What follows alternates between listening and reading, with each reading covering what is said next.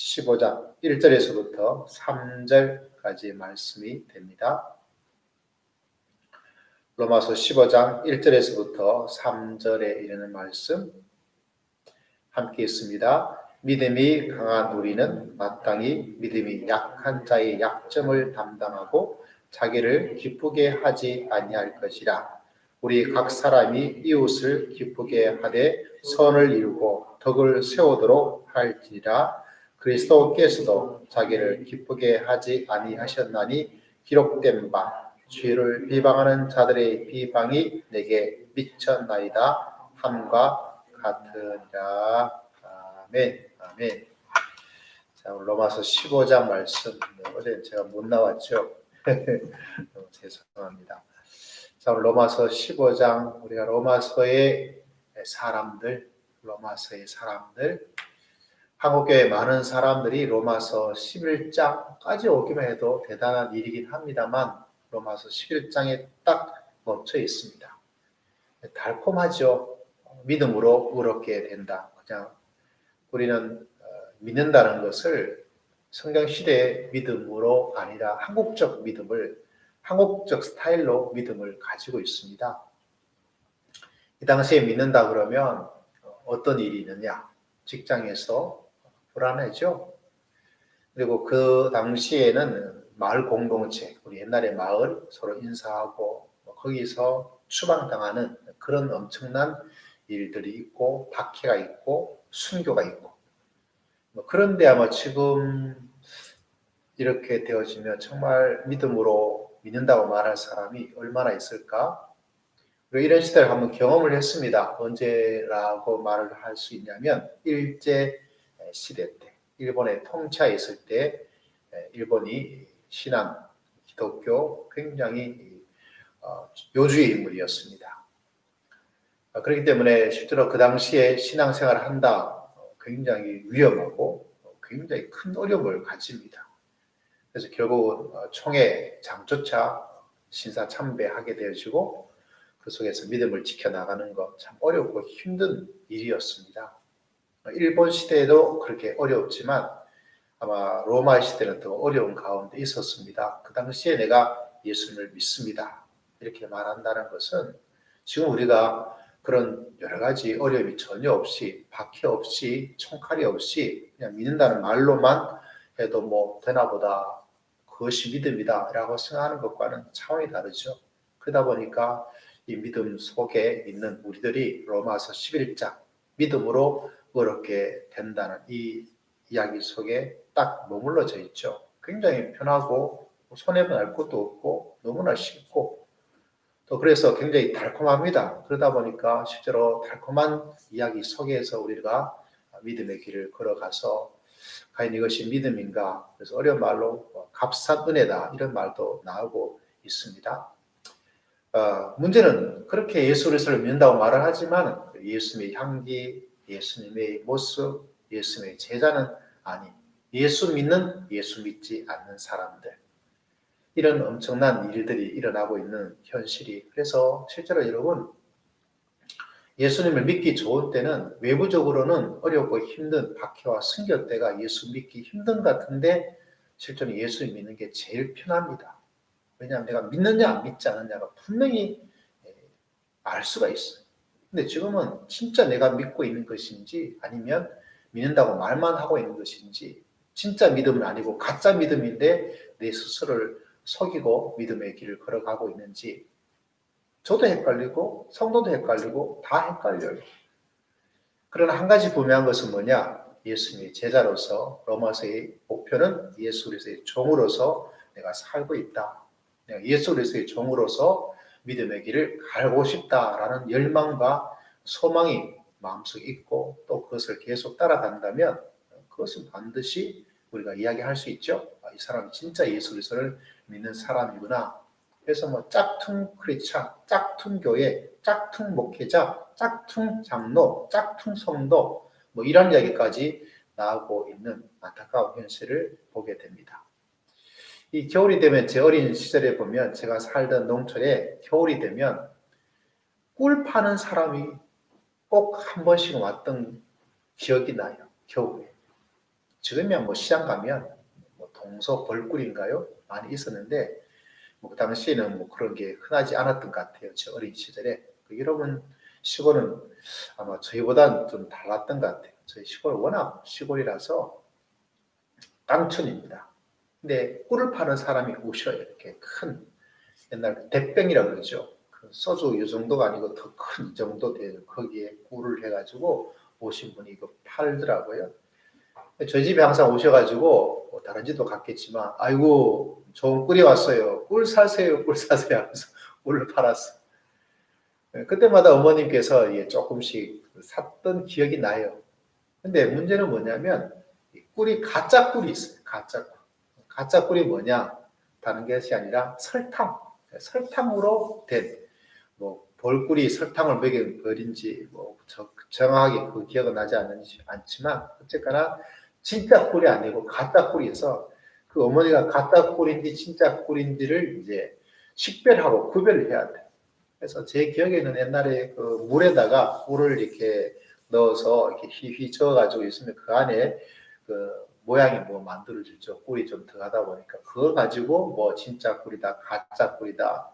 그리고 거기에 오시는 그 파시는 분도 아예 가짜 꿀이 이런 거고요, 진짜 꿀은 이런 거예요. 이렇게 하면서 보세요 하면서 이렇게 했던 그런 기억도 나고 여러분 어떤지 모르겠어요. 또 한 번은 제 기억 속에 꿀인데 진짜 꿀, 가짜 꿀 하면서 이거를 종이에 묻혀서 촛불에 태우더라고요. 촛불 태울 때 뭐 어떻게 되면 진짜 꿀이고 가짜 꿀이다 하고 이렇게 또 이야기를 하더라고요. 그래서 어머니가 그걸 듣고 샀어요. 샀는데 제 기억에는 항상 뭐라고 말씀하냐면 또 속았다 그러더라고요. 또 속았다.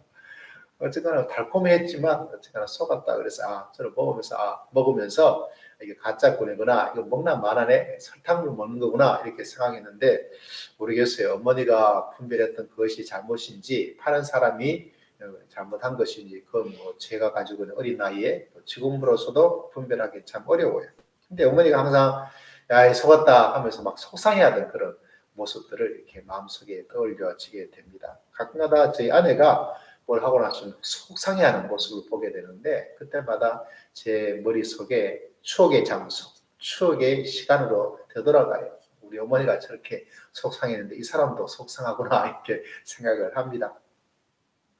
제가 왜 이야기를 하냐면 속는다는 거죠. 믿음의 성도들이 속아 넘어갈 수도 있고 속일 수도 있고 여러분 우리가 믿음의 길 로마서를 이제 얼마 남지 않았어요. 새벽에 언제 또다시 로마서가 올지는 알 수가 없습니다. 우리들의 목표가 사도 바울처럼 예수 그리스도의 종으로서 뭔가 종으로서 완전히 360도 확 변해버리면 더할 나위 없이 좋고요. 이제는 내가 예수 그리스도의 노예로서 살아가리라. 예수 그리스도의 흔적. 제가 어린 시절을 지나서 신학교 다닐 때 제일 기억나는 설교 한 가지가 있습니다. 선배가 했는데 그분 설교를 진짜 좋았어요. 그때는 선배들이 돌아가면서 새벽 예배 설교를 했는데 그 선배님이 했던 얼굴도 기억나지 않고 어성부러하게 생각나는데 예수 그리스도의 흔적에 대한 신약에 나오죠.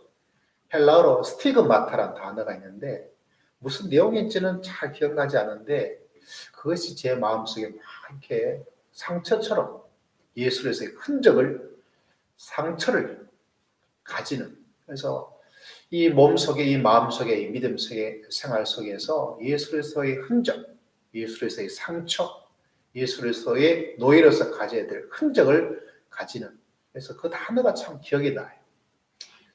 그 내용 자체는 기억나지 않은데 항상 제 마음 속에 그 말 한마디가 그 헬라어 단어 하나가 참 기억이 나요.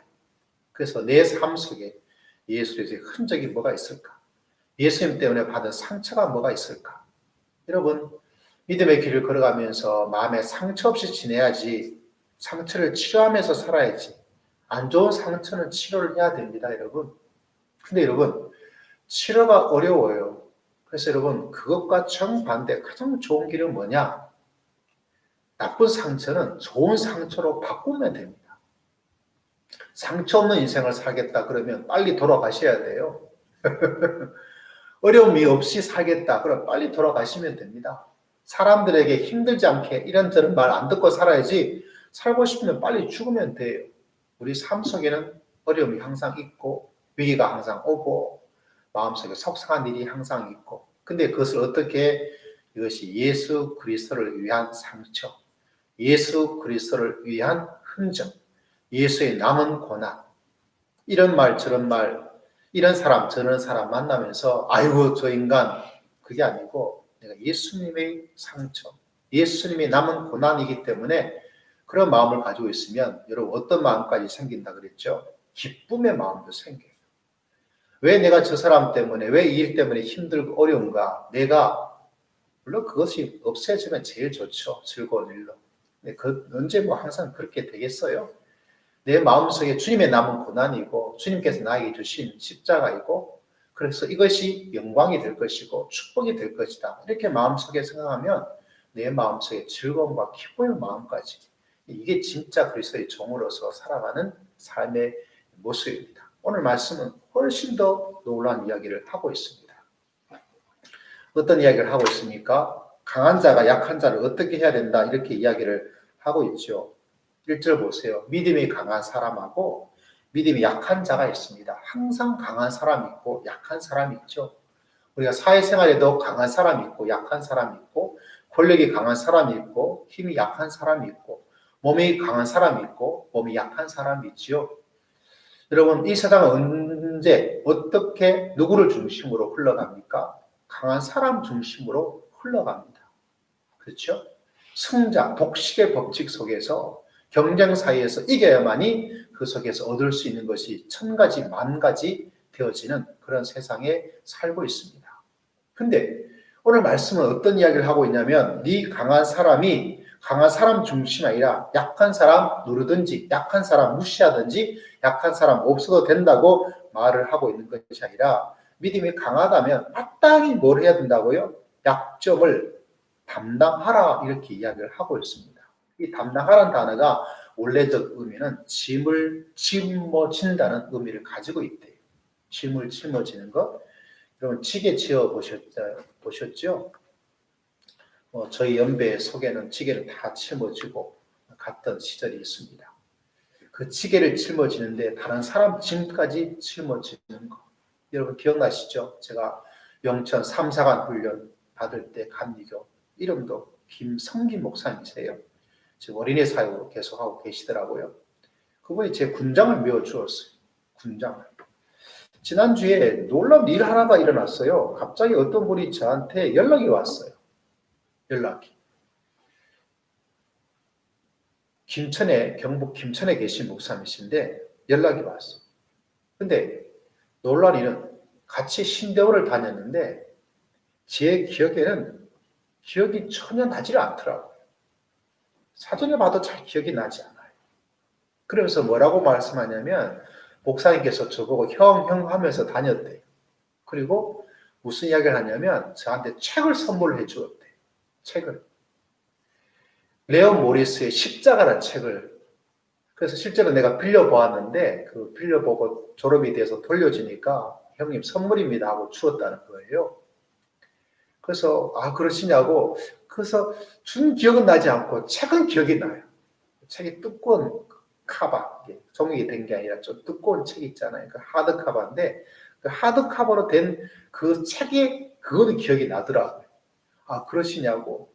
그래서 며칠 있다가 그분이 그 책도 표지를 찍고 또 어디를 찍었냐면, 제가 거기다가 사인을 해가지고 1989년이죠. 89년 12월 말인가 그렇게 사인해가지고 제가 주었던 그걸 찍어서 보내주었더라고요. 그거 보니까 또 좀 더 기억이 나더라고요. 그래서 목소리 듣고 하니까 선프레임 하는 것이 좀 더 이제 좀 나아지고 있는데, 또 이제 며칠 있다가 그 형님 되시는 목사님이 연락을 또 카톡을 주었어요. 보니까 정가가 얼마냐면 8,000원이에요. 8,000원. 8,000원. 8,000원이죠.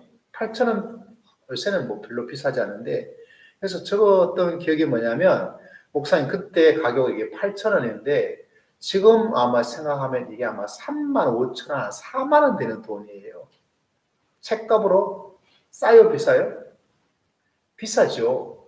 지금도 좀 두꺼운 책을 사더라도 실제로 한 2만 얼마 뭐 이렇게 되는 책들이 많이 있습니다. 500페이지, 600페이지 되는데 그 당시에 제가 그것을 주워 드렸다는 거예요. 보니까 그렇게 증거도 되어 있고 하니까 제 마음속에 생각했어요. 내가 왜 주었을까? 책을 좋아하는 내가. 그 책도 유명한 책이거든요. 굉장히 필요한 책이 왜 주었을까? 왜냐하면 내가 힘들고 어려울 때 내 짐을 짊어지고 나에게 돈으로 책 사라고 돈 준 분도 계시고 책도 준 분도 있고 내가 그 기쁨을 알거든요. 없는 가운데서 책 하나 사서 읽고 했던 그 소중함이 얼마나 또 그 하나님의 말씀의 공부에 대한 지식을 얻음에 얼마나 신앙에 도움이 되고 또 도움이 되는지를 알기 때문에 나에게 내 짐을 짊어졌던 그분이 계셨기 때문에 저도 아마 그 책이 비싼 책이죠. 제가 좋아하는 책이고 그 레오 모리스라는 그분은 또 유명한 학자이기도 하고 뭐 그냥 한번 읽고 버릴 책이 아니에요. 두고 보면서 또 십자가 이야기 나오든지 뭐 설교하든지 분명히 도움될 만한 그런 중요한 책이에요. 그럼에도 불구하고 제가 그분에게 서서히 서서히가 아니고 순순히 주게 된 거 왜 그럴까? 제 마음속에 누군가 제 짐을 그냥 그 당시 어렵고 힘든 약함을 가지고 있었거든요. 여러분 이 세상의 모든 사람들은 강자 중심으로 가는데 여러분 내가 강하냐? 진짜 내가 강한 사람이 가져야 될 삶의 모습 그리스도의 정으로서 모습은 어떠한가? 약한 사람의 짐을 짊어지는 거예요. 강한 이 시대의 사람들은 내 짐조차 미룹니다. 내가 더 많은 것을 가지기 위해서 내가 더 많은 돈을 가지기 위해서 내가 더 많은 어떤 것을 누리기 위해서 더 많은 권력을 내가 가지기 위해서 있던 사람 것도 빼앗아가는 것이 양육강식의 이 시대의 사람. 그래서 사도 바울 로마서 12장에 이 세대를 본받지 말아라 라고 이야기를 하고 있습니다. 이 로마서 14장 15장을 도달하지 않는 교회와 사람들은 있는 것조차 자기가 더 많이 가지고 더 많이 가진 것이 이렇게 된 것이 하나님의 축복이다 이렇게 이야기를 하는데 그 축복 아니에요 여러분. 없는 사람 것을 빼앗아간 거예요. 본인 말로는 내가 잘해서 된 것이다. 물론 잘한 게 있긴 있겠죠. 그러나 하나님의 말씀을 들여다보면 그것은 칼만 들지 않았을 뿐이지 어느 정도는 빼앗아간 거예요. 그렇기 때문에 여러분 진짜 강한 사람은 약한 자 약점을 어떻게 한다고요? 짊어지는 거예요. 내가 더 많은 것을 할 수 있음에도 불구하고 내가 더 많이 이렇게 되어서 사람들은 다 이렇게 할 수 있음에도 불구하고 내가 하지 않는 거, 포기하는 거. 제가 부산에 있을 때 대형교회 있었잖아요. 제가 대형교회 있어서 훈련받는 것도 있지만 좋은 것도 있고 또 이건 아니어야지 이런 것도 있어요. 물론 그건 제 주관적인 신앙적, 또 신학적, 성경적 믿음이고 가치이긴 하지만 그래도 그 중에 가장 기억에 남고 좋았던 건 뭐냐? 그 큰 교회가 큰 차가 하나가 있어요. 큰 차. 버스, 시내 버스. 그 정도 되는 차가 딱 한 대가 있어요. 다시 말하자면 차량을 운행을 안 해요. 그건 정말 좋았던 모습이에요. 물론 오시는 분들을 오지 말라 하면 더 좋았겠죠. 우리 성도들은. 근데 그 큰 차도 뭐에 사용되어지는 차냐면 장례식 갈 때 쓰는 차예요. 장례가 났잖아요. 그럼 교구 성도들을 태워서 그 장례집까지 가서 장례하시는 분들 어떻게 해요? 이렇게 장례 절차를 다 해야 되죠. 그 용으로서 그 차가 사용되었지 주일날 성도들을 저 멀리 성도를 데리고 오는 이런 용도는 그 차 자체가 없어요. 본고도 없어요. 그런 용도는. 그 큰 차 하나밖에 없어요. 그런 면에서는 제가 좋았던 모습을 가지고 있습니다. 여러분, 믿음이 강한 사람은 어떤 사람인가? 약점을 짊어질 수 있는 사람이죠. 여러분, 어떤 이야기까지 하고 있습니까? 자기를 기쁘게 하지 아니하고 이웃을 기쁘게 하고 이 이야기를 하고 있습니다.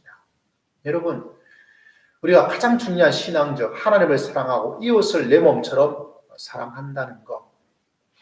하나님을 사랑한다고 말은 하지만 여러분 하나님 사랑과 이웃 사랑은요. 다른 게 아니에요.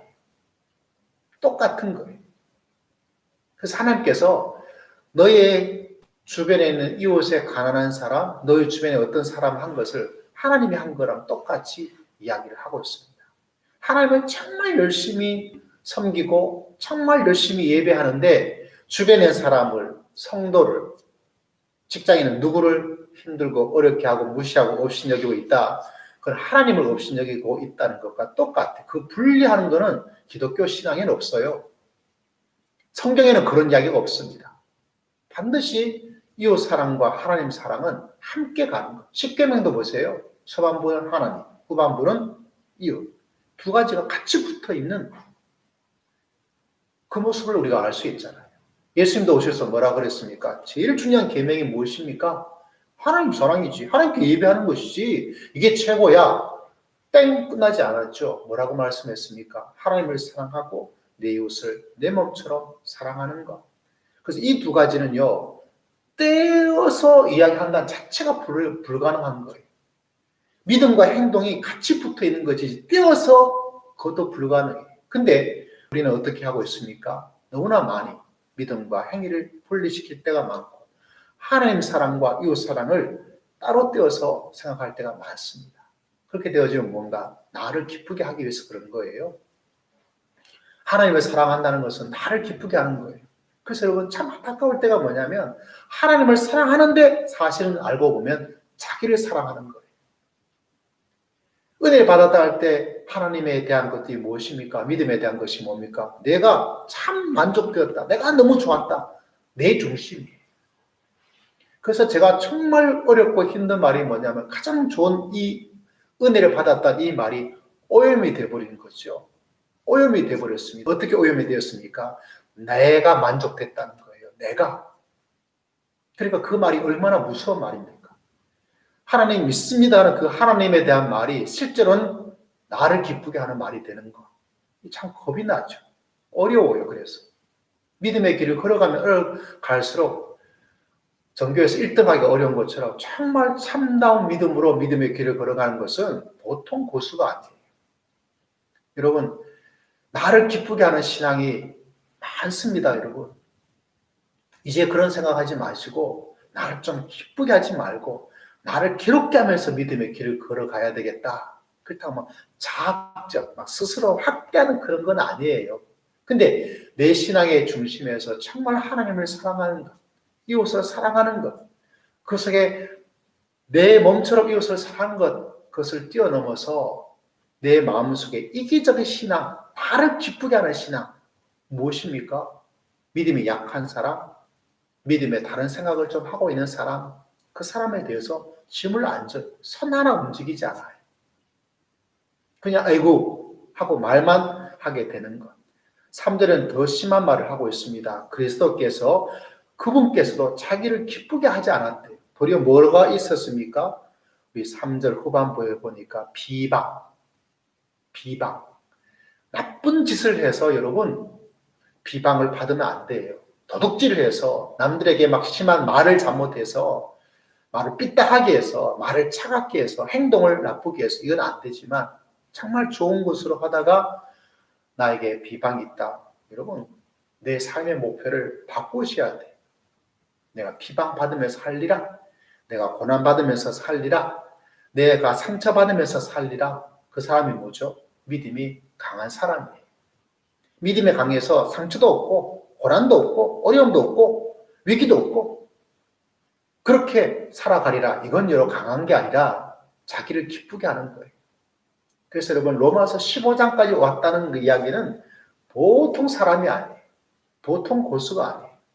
로마서 16장은 이런 15장의 믿음으로 살았던 그래서 사도 바울의 선교적 사역과 고난을 비방을 약한 자의 그것을 짊어진 사람들에 대한 이야기가 나와요. 이름이 거기에 쫙쫙 나와요.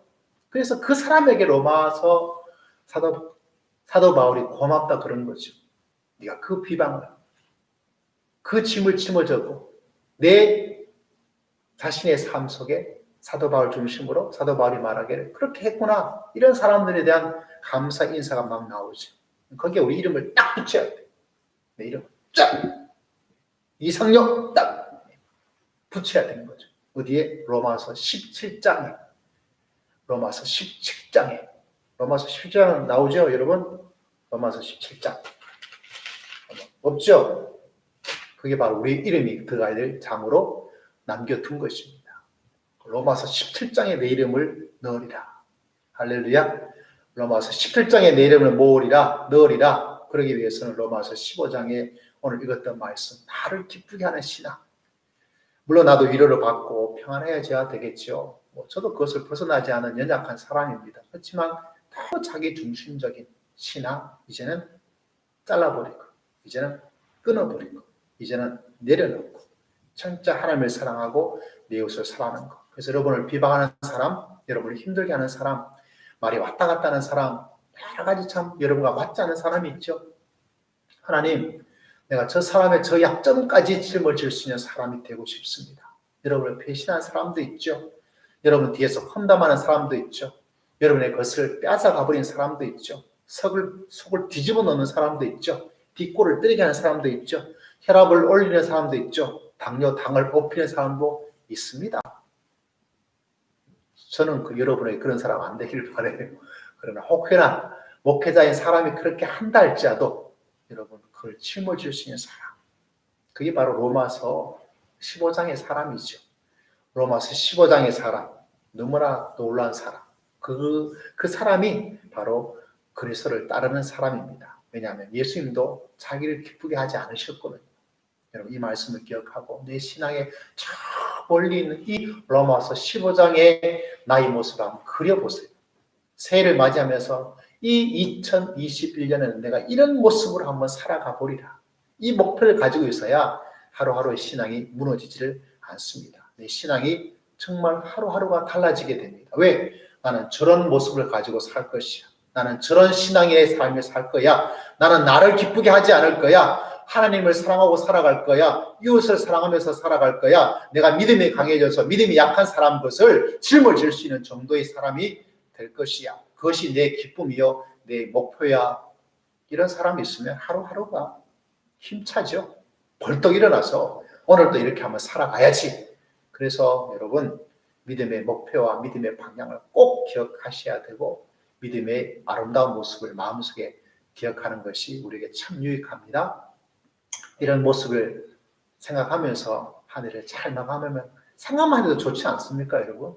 이런 사람으로 되어 있는 내 자신, 이런 주여 한번 외치고 저는 로마서 15장을 지나 로마서 17장에 제 이름을 기록하면서 살겠습니다.